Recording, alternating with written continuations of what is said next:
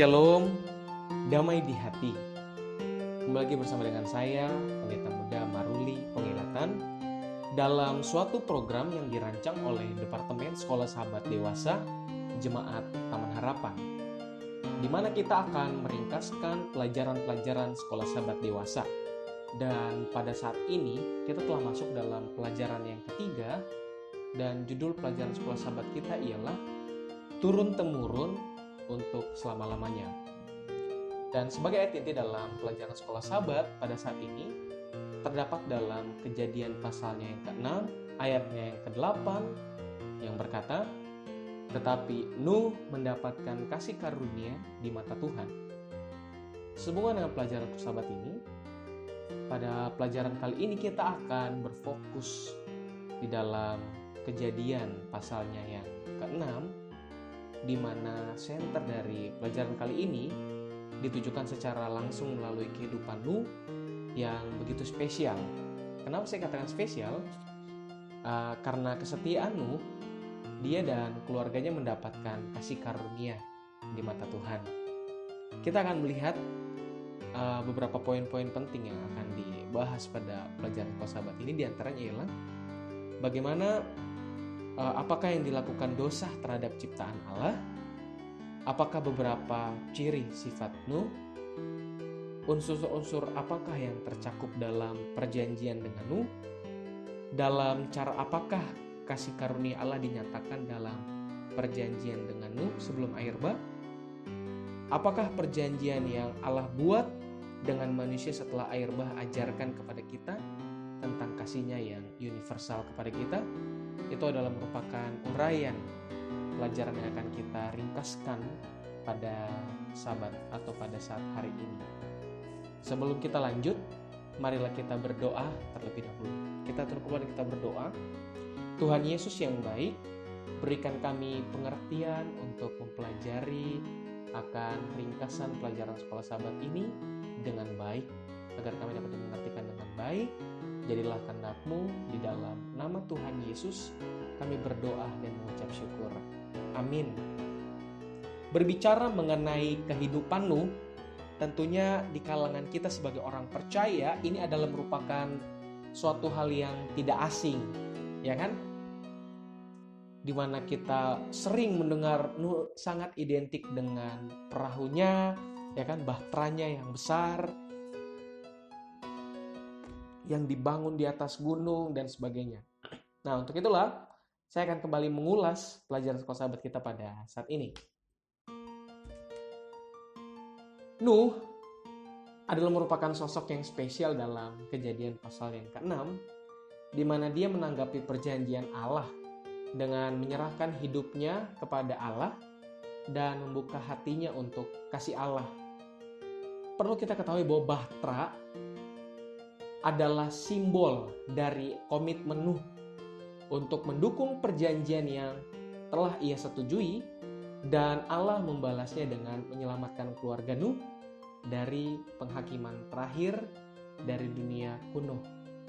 Kita tahu bersama, orang-orang yang hidup di zaman Nuh adalah merupakan orang-orang yang tingkat kejahatannya tidak bisa dibilang atau tidak bisa dianggap remeh. Yang artinya tingkat kejahatan orang-orang yang hidup di zaman Nuh adalah orang-orang yang hidup di zaman yang moralnya sudah rusak. Ya kan? Mengapa dikatakan demikian? Karena mereka sudah jatuh ke dalam dosa. Kita perlu mengerti bahwa prinsip dosa adalah itu seperti lingkaran dalam air. Ketika sebuah batu, ya kan, dilemparkan ke dalamnya, satu menghasilkan yang lain. Nah, sama halnya dengan ketika ada kemarahan dalam hati kita, itu akan merujuk kepada tindakan kejahatan. Sama hal dengan orang-orang yang hidup di zaman Nuh kala itu. Tapi Nuh adalah orang yang berbeda. Mengapa saya katakan berbeda?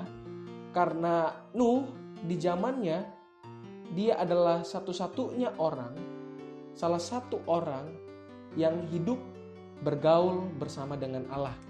Bahkan dikatakan dalam Bible Commentary jilid pertama halaman 1089 dan 1090 dikatakan bahwa Nuh itu seperti bakung amarilis yang cerah yang menyemprotkan keharumannya yang menyenangkan di tengah semak berduri di tengah suci. Karakter Nuh mengungkapkan aroma surga selama era duniawi kuno yang menantang. Inilah merupakan gambaran Nuh yang dalam kehidupannya memberikan bau yang harum. Wah, luar biasa ya. Jika dalam kehidupan ini kita bisa hidup seperti Nuh yang membawakan atau memberikan keharuman bagi siapapun. Tak hanya sampai di situ. Ada perjanjian yang telah terjadi antara Allah dan Nuh. Jadi konteksnya adalah ketika saat itu Allah membinasakan manusia-manusia yang jahat ini dengan air bah, keluarga Nuh diselamatkan, ya kan? Nah, selanjutnya ketika air bah ini sudah mulai surut, Allah menunjukkan kasih karunia-Nya dan belas kasihan-Nya kepada Nuh dan keluarganya. Karena Allah melihat bahwa Nuh ini adalah orang yang setia, dia mengikuti ketetapan apa yang Allah mau, ya kan? Sehingga munculnya ini suatu perjanjian di mana perjanjian ini digunakan adalah istilah untuk menetapkan yang disebut dengan nama dalam bahasa aslinya ialah hikim, yaitu merupakan sebuah penyelidikan yang cermat terhadap istilah sehubungan dengan pembuatan perjanjian yang mengungkapkan di mana bahwa ini adalah merupakan merujuk kepada kesan penetapan Allah akan perjanjian yang menyeratkan mempertahankan komitmen yang telah Allah sendiri janjikan sebelumnya. Dan apakah janji itu? Kita baca di ayatnya yang selanjutnya, di dalam Kejadian pasalnya yang ke-9, di situ akan jelas terlihat bagaimana ada suatu tanda yang muncul di langit, yaitu tanda pelangi. Dan pelangi yang bersinar ini adalah menggambarkan kemuliaan dari tahta Allah. Ini artinya bahwa ketika orang kala itu mereka melihat sebuah tanda di langit yang adalah merupakan tanda perjanjian antara Allah dan Nuh, bahwa di mana Allah berjanji tidak akan ada lagi air bah yang akan membinasakan manusia. Ini adalah merupakan gambaran dari mana kasih Allah kepada umatnya. Kita tahu bersama bahwa bagaimana Nuh itu sangat berjuang saat dimana ketika dia membangun bahtera Nuh ini, ya, dia diejek-ejek oleh temannya sendiri. Saya tidak habis pikir jika saja kala itu ada rumah sakit jiwa, ya, mungkin saja Nuh akan dimasukkan ke dalam rumah sakit jiwa tersebut. Kenapa demikian? Sebab kebijaksanaan Allah seringkali dipandang sebagai kebodohan oleh dunia ini. Itu yang perlu kita garisbawahi. Saat dimana ketika kita berada di dalam kebenaran Allah, kita akan dianggap seperti orang yang gila, orang yang aneh. Jadi sama halnya dengan seperti ini. Jika kita berdiri, ya kan? Kita berdiri dalam posisi yang benar dan orang lain itu berdirinya itu kakinya di atas, kepalanya di bawah. Mereka akan melihat kita bahwa kita orang yang kebalik, padahal sesungguhnya mereka lah yang kebalik. Karena kita melakukan apa yang benar dan orang yang melakukan tidak benar, mereka mengklaim bahwa diri mereka lah yang paling benar.